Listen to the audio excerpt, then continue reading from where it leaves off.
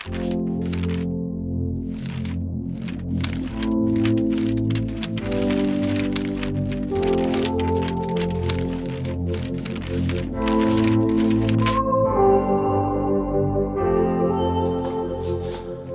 this video has nothing to do with nutrition or mental health, kinda, or really nothing. It's just more a philosophical video that I just had to make. I had to make it because the story was so good, and I have to make it. So here I am making it. So I was at a park 2 days ago.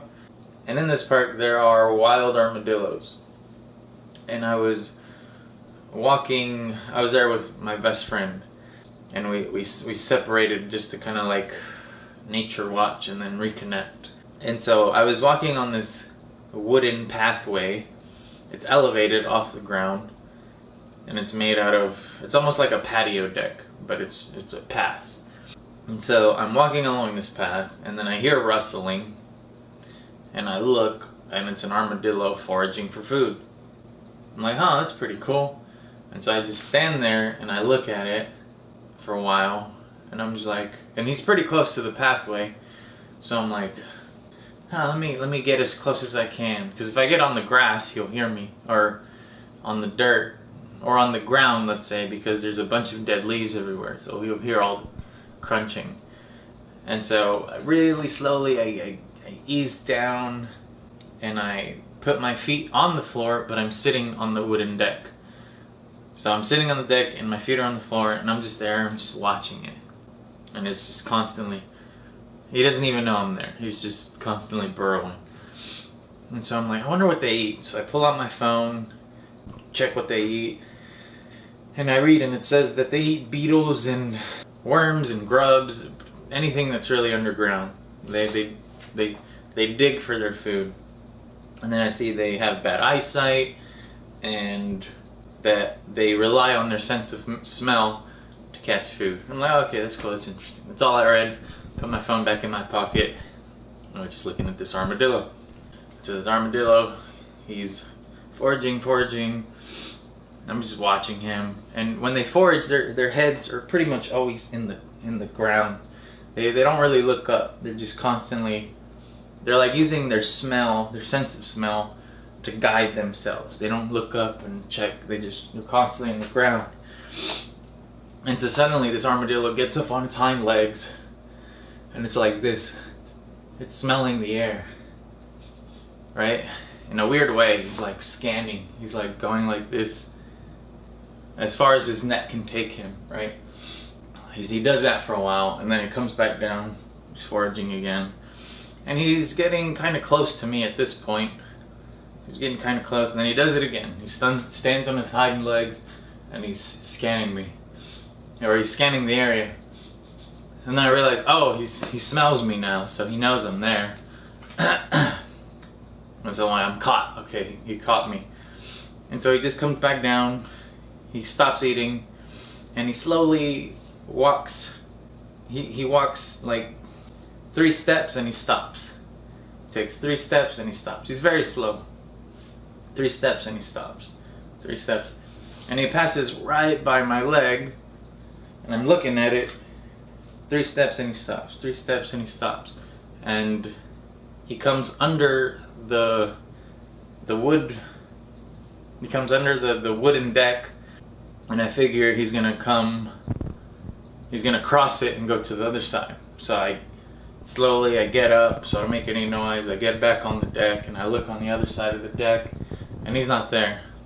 And but I'm hearing him move. And so I'm trying to see where he's at, and I can't find him. It turns out he was under the deck the whole time.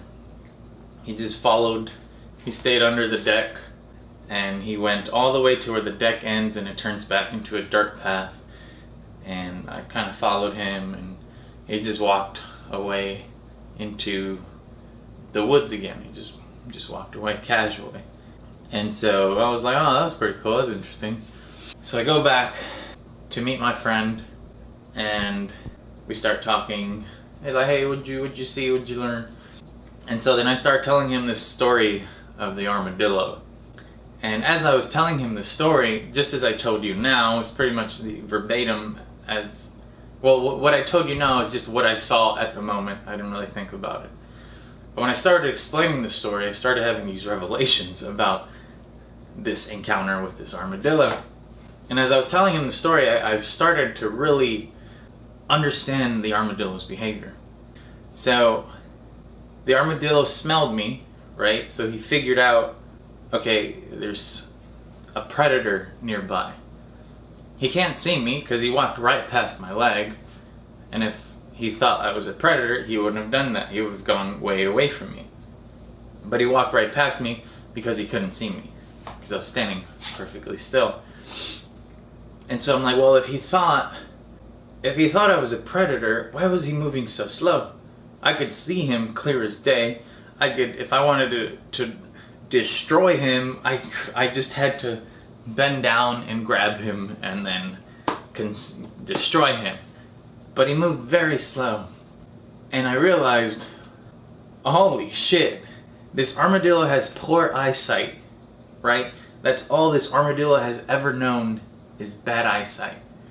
So this armadillo assumed that I also have bad eyesight. So he moved in a way that if he was looking at himself, he would not see himself because he was moving so slow. So I'm sure because he has bad eyesight, the only really things he can see is things that move fast. So he was moving very slow because he assumed we shared. He doesn't even know what good eyesight is. And he came under the plank and stayed in the middle of the plank and came to the end. So he's smart. I realized, oh, he was really trying to evade me because he didn't really know where I was. And so he understood, okay, there's this wooden plank here, or this wooden deck, and if I stay under this, I'm more protected, and I'll give this dude the slip around and come out the other end. Which I realized so many things now about this little armadillo. And there are so many metaphors to draw from this.